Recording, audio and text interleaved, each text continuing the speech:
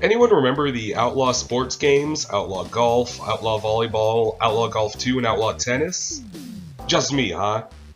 I wouldn't say I'd be surprised to be met with scratching scalps at the mention of this old series. It's the definition of bargain bin material.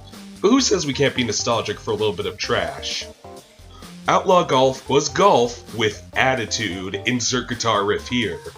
I've always had the oddest affinity for golf video games. My dad was a big golfer, and when I was little and being asthmatic and allergic to every plant you can think of, I relied a lot on golfing video games to bond with my old man. So a golf game with as much personality as Outlaw Golf was right up my alley. Outlaw Golf features a wide range of outlandish outcasts that try really hard to be funny in a way that would bother a lot of people, but I'm oddly charmed by it, maybe because I played these in middle school and I was just the right age to find this nonsense really funny. The big saving grace of Outlaw is the element it adds of the composure system to the average golf game. As you golf well, your composure goes up, but as you make a poor move, it goes down. Your composure affects your gameplay accordingly, making the game a little easier if you're in the zone, so to speak, and a little harder if you're not. I kind of love this, because who hasn't had a meltdown on the golf course that's really impacted their game? I'm surprised this kind of thing isn't in more sports games, but that's not even the tip of the iceberg. Each golfer comes with their own caddy, and by using in-game currency you can play a mini-game in which you take your anger out on your caddy and reclaim your composure. It's mean-spirited and absurd, but you have to admit it's an idea, which not a lot of golf games have unique ideas to them, and it ties to the concept with the gameplay in a way that makes it all really constructive. Love the juvenile humor or not, that's a great length to go to make a game feel truly complete. I have a good deal of love for these borderline unheard of titles. Outlaw Golf 1 and 2 are still in my collection that I bust out now and then. I remember finding Outlaw Volleyball a little boring, and Outlaw Tennis a little hard to access as a casual player compared to the golf duology, but those are opinions to take with a grain of salt because I'm certainly no connoisseur of sports games.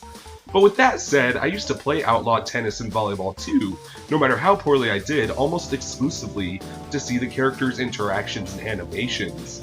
For such paper-thin and often crude stereotypes, you can tell there's a good deal of affection poured into each and every one.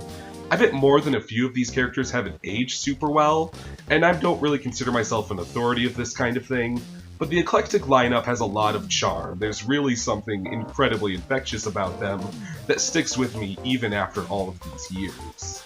But would you believe me if I said some of these characters had layers? Sometimes, sort of. Like, I love how the big sex symbol, Summer, is also a PhD, or how the gangster wannabe Ice Tray has never stepped outside of his gated community his entire life. These aren't brand new ideas, definitely nothing Shakespearean, but they make for some fun antics between holes of golf, of all things. Between each golfer, giving them a personalized caddy to bounce banter off of was a really brilliant touch, with the put-upon club schleppers acting as straight men or foils to these wacky caricatures, and setting just the right tempo for comic relief. The Guidette clubber Donna is always bickering with her boyfriend and caddy, Vinny, and the convicted felon Killer Miller is caddied by his parole officer, who he has this bizarre familiarity with. It turns every outing of Outlaw Golf into a dysfunctional buddy comedy. I sort of love that in concept alone. Every character has a flavor music, a unique color commentary as they play, reactions to playing well and poorly, a beating of their caddy. They even scripted the characters giving various tutorials and hints throughout the games, because they knew they had to get their mileage out of characters with personalities this huge. Like I said, the cast shifted with each game, and it was fun seeing who would show up for golf, who joined just for volleyball, and who came out for tennis. Sometimes a caddy in golf was promoted to a full-on player in tennis, and sometimes a character just cameos in golf after they showed up in volleyball. It's a weird universe that could be bizarrely cohesive, and the whole outlaw vibe made for some memorable venues and areas you'd never imagine playing golf or tennis on. I don't really have a big hot take or recommendation here. Outlaw is just such a weird rabbit hole that I wind up falling down now and then. I think it's a shame it doesn't have just a tiny bit more attention, and I felt like contributing to that. It's easy to write off as immature nonsense, but it really wanted to bring an audience to golf games, and the like that might have never tried it before. And the gameplay itself feels solid enough that it's more than earned my esteem. It took what's regarded as a boring gentleman's sport and built on it with crazed mechanics and characters, and that's all you need to sell me. I really loved that gray area of the genre between really cartoony and really realistic, and I'd love to see something like it exist again. There's a surprising amount of behind-the-scenes footage on the game discs, and you can tell the people that made them just had a blast bringing this madcap humor to life. The company that made the Outlaw Sports games, Hypnotics, is long gone, and kind of so seems its ethos and purpose. But I love looking back on these little-known stepchildren on the PS2 era now and then.